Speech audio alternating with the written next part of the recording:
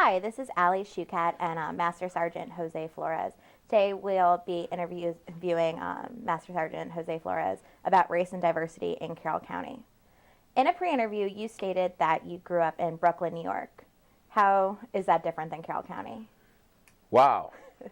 It's very different. It's like night and day. But basically, the difference is the diversity that we have. Growing up in New York, I grew up in South Bronx till I was 10. Then we moved to Brooklyn. And it was basically African-American, Latino environment, lived in Section 8. My dad was a super, and I just stayed in my own area. So I went to a school that was mostly African-American and Latinos, and I think we had one white guy because he got kicked out of every other school, but that's something else.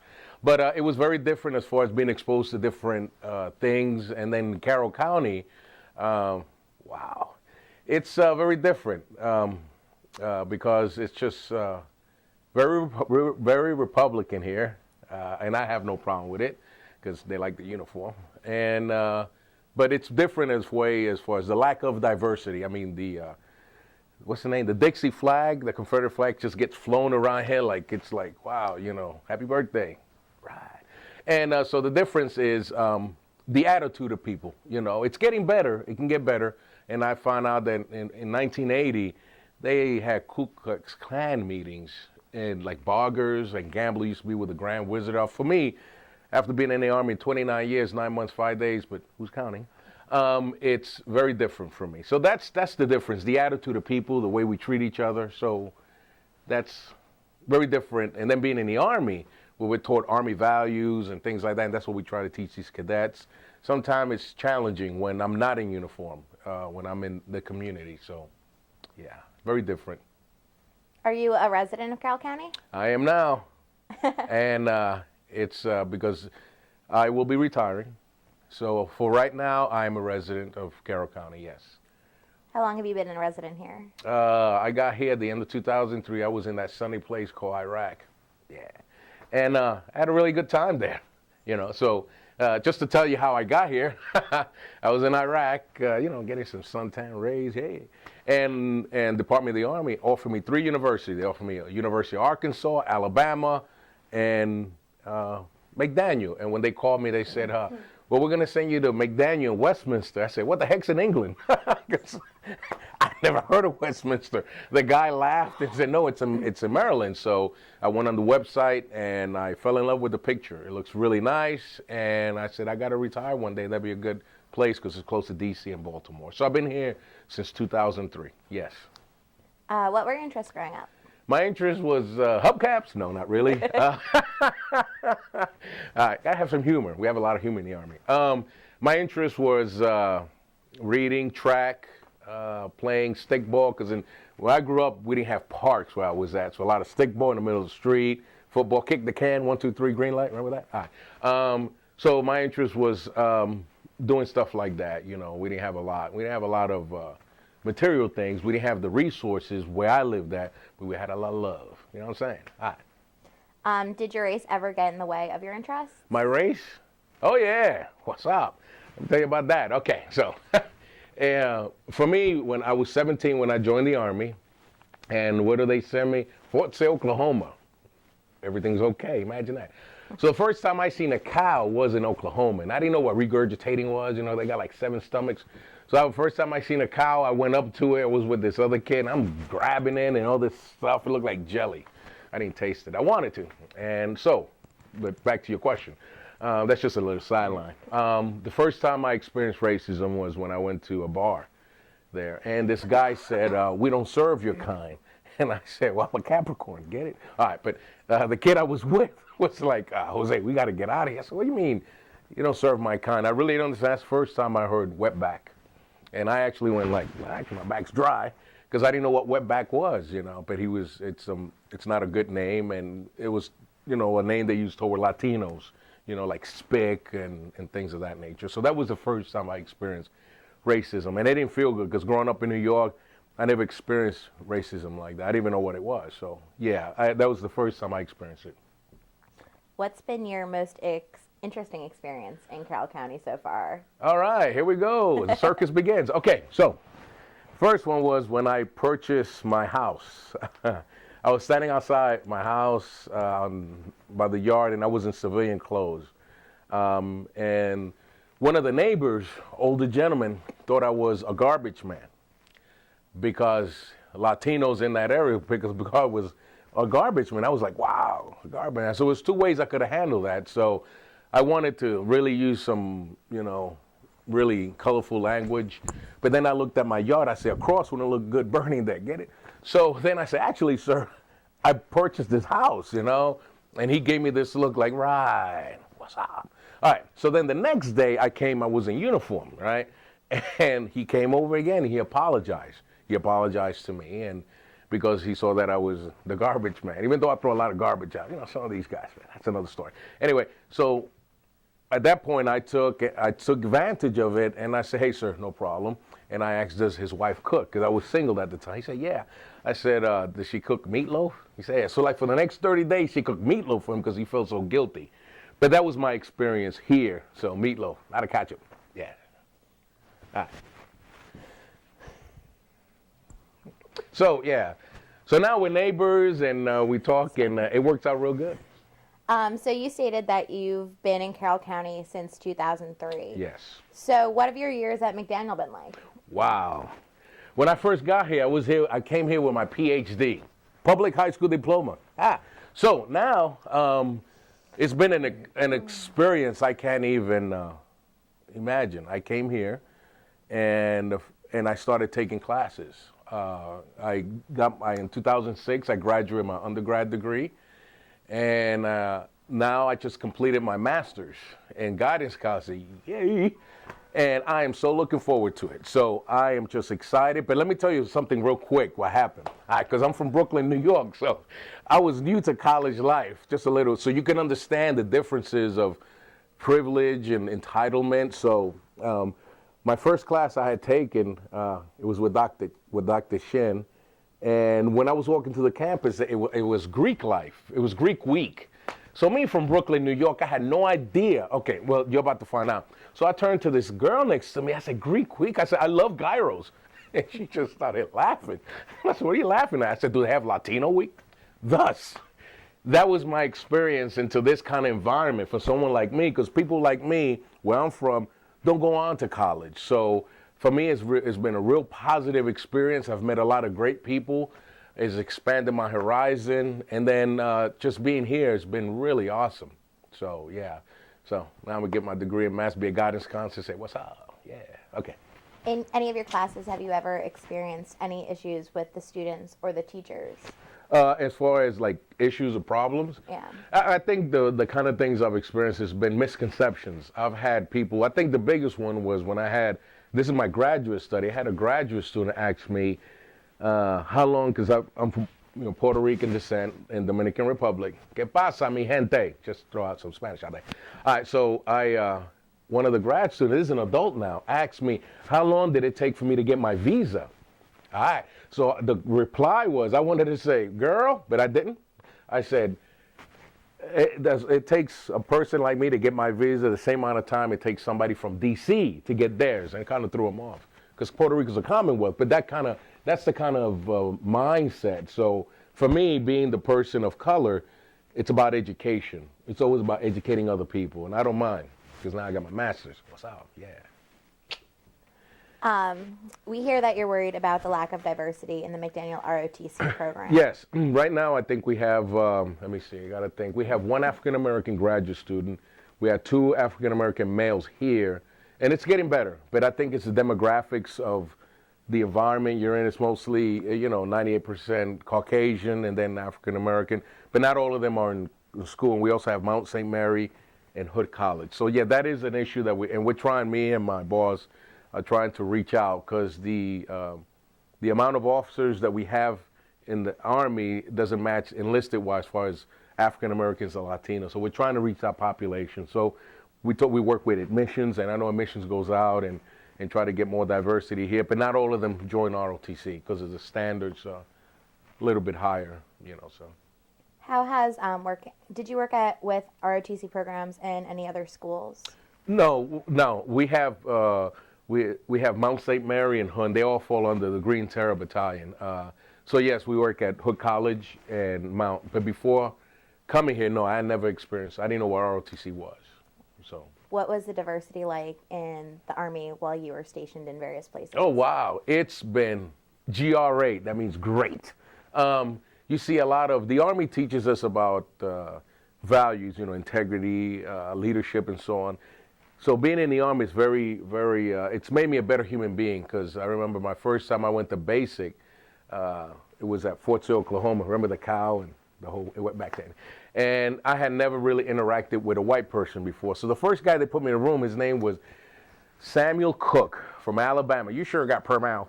I'll never forget that accent. That's from Deliverance. It's a movie. All right. So he was listening to country music. I grew up around Run DMC. You ever heard of Run DMC? Yeah. So anyway, I'm listening to Run DMC, and he's listening to, what's his name, Cash or Money Check or something like that. What's his name? Johnny Cash. Johnny Cash.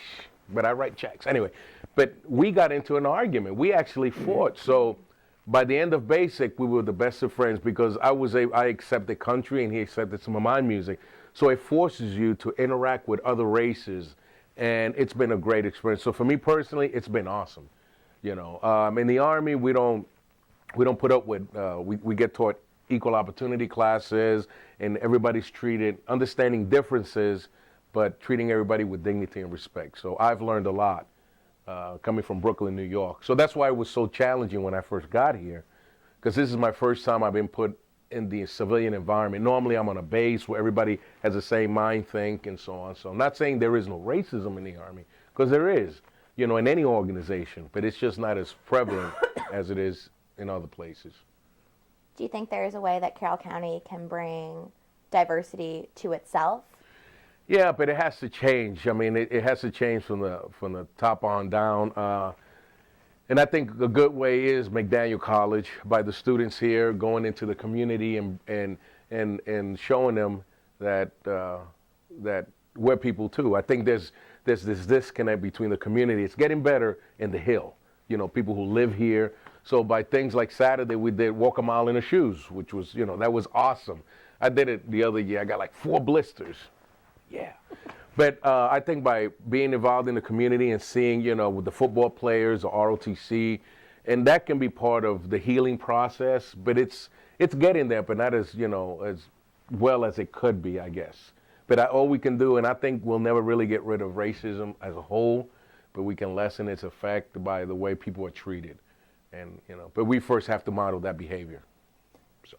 Having spoken to a few students on campus that are in a diverse setting, well, not really a diverse setting, but being here on McDaniel campus, they said they've experienced some fallout from the community, having just walking down Main Street throughout the day. Do you have any words for students like that could, kind of try to overcome the racism that they meet every day in Carroll County and maybe even on McDaniel campus? Yeah. I think the biggest thing is to stay calm.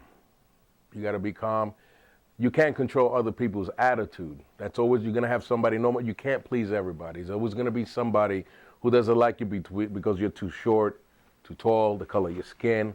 Can't control that. But whenever you run into a situation like that, just remember who you are and who you're representing.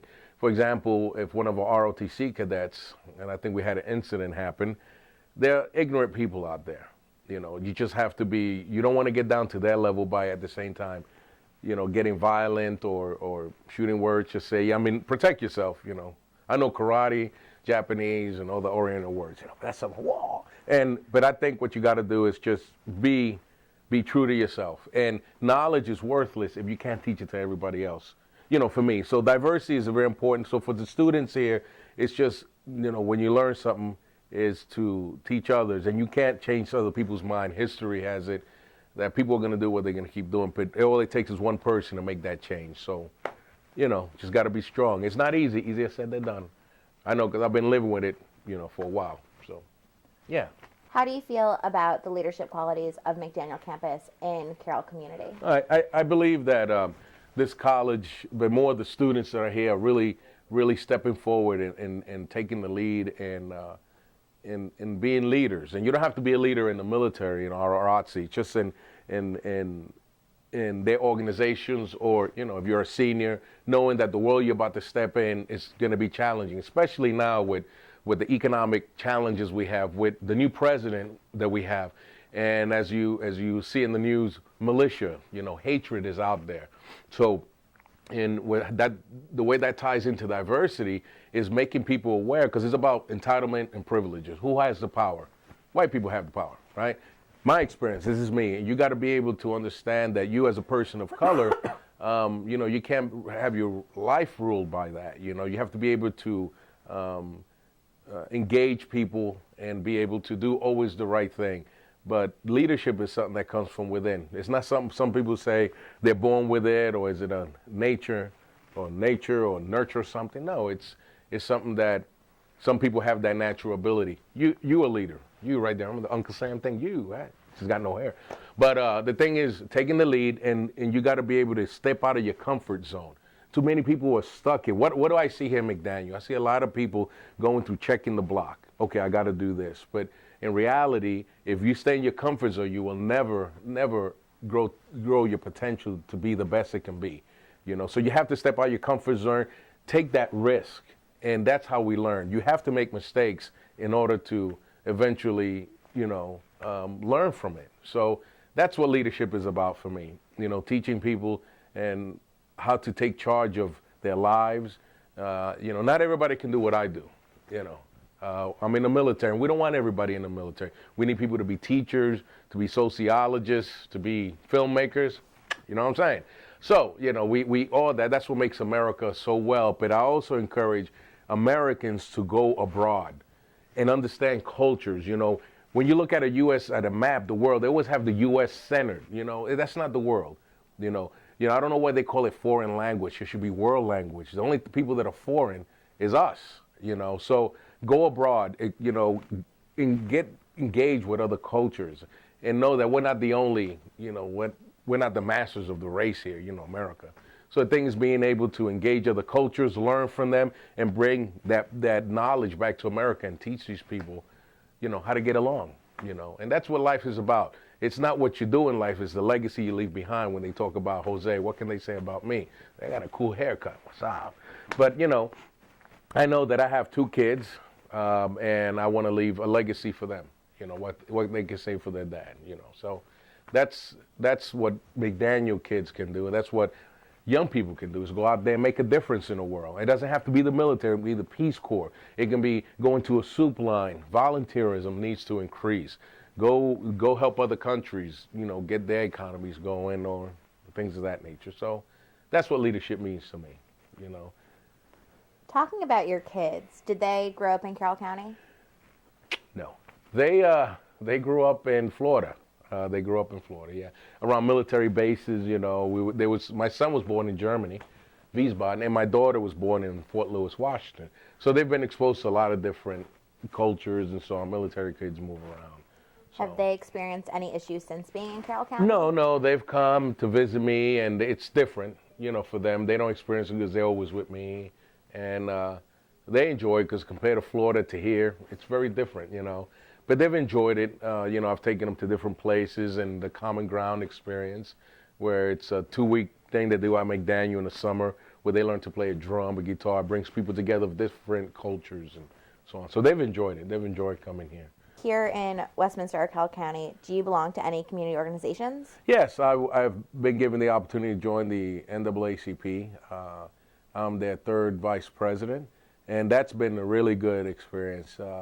Until that point, I had not belonged to any organizational group like that, but since I got stationed here, I thought it was an opportunity to give back, learned a lot. It's a good way to learn about the community and speak for those individuals who may have felt they've had some racial comments or something that's not been done correctly to them. So I've done that. Met some really good people. I've also joined the Lions Club. And at first, I didn't know what the Lions Club was. I thought it was like a person that takes care of like zoo animals. That's me from Brooklyn, New York. I said, man, they must really like lions. But no, it's a community-based service, which, one of the things they do is helping kids with sight, and they do things around the community. I also became a community mediator, and that was really good. It's called conflict resolution.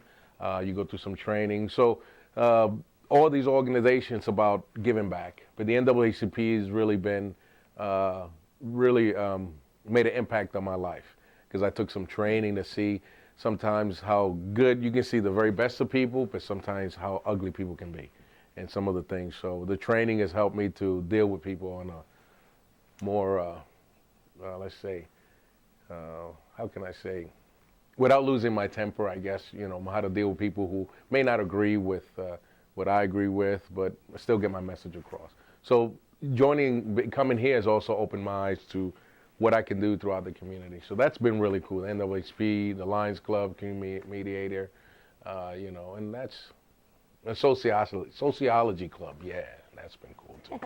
Yeah, so that, I've been more an activist, I guess, or getting involved. That's what this has done for me coming here. So, what are some of the projects that you guys have done within the community? We've, with the Lions Club, we've done selling raffle tickets for kids who in third world countries who need sight. It's very cheap to make this medicine, so we've raised money for that. With the NAACP, we've done what they call the Martin Luther King Breakfast Club, which is to raise a scholarship money for children of color here in the community. We've raised $1,000 to give to these kids so they can use in college. So we've done that. We've done them kind of things, raising money. And let me see, for community mediation, that's been pretty cool, dealing with neighbors who have a problem. So before they go to court, and it's a free service, so that's been pretty cool, doing that kind of stuff. So, yeah. Do you find the people of Carroll County open to the different things that you're bringing to them? Sometimes, most on the upside, yeah. Most of the time, they do. You do run into some that may not, but on the average, most people are open to it. They either become members of these various organizations or give money.